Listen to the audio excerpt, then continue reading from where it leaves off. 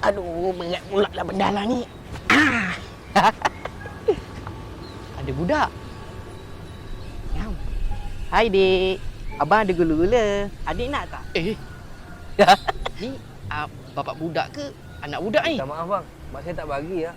Ambil barang orang yang tak kenal ni. Takkan dia tak kenal aku? Oh, lupa. Tada! Lah, Amy Caca ke? Bang dah famous ke? Kenapa kerja macam ni? Awak lain lah. Awak newbie. Saya oldie. Bukan awet kau. Awet?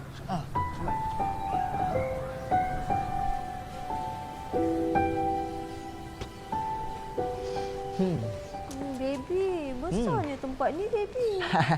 Dia sama besar macam I cinta pada you. Gatal lah you ni.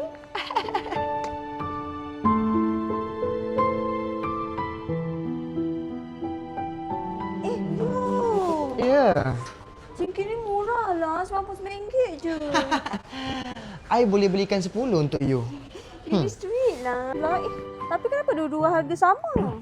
Dua harga yang sama tu tak pelik. Dia yang mujarab sekarang, diorang tengah buat Ramadan warehouse sale. Bermula daripada 26 sampai 15 Mac. Okey, you nak berapa? I nak 5 lah, boleh tak?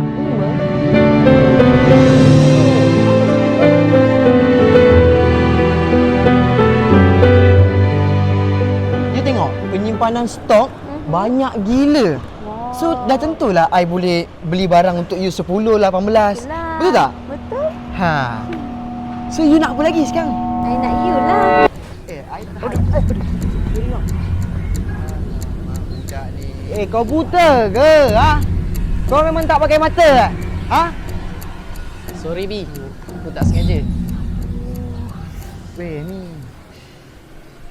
Kau relax. Aku boleh explain dengan dia. Kau jangan salah faham. Kau nak explain apa lagi, Bi? Dah terang-terang, Bi. Dia ni awet aku.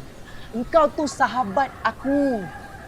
Kau pun tahu, Bi. Kalau aku nampak benda ni, aku akan kecewa. Kalau benda ni yang membuatkan kau bahagia, macam ni lah, Bi. Benda yang paling mahal dalam dunia ni antara kau dan aku ialah kepercayaan, Bi. Terima kasih banyak. Terima kasih, Bi. Terima kasih.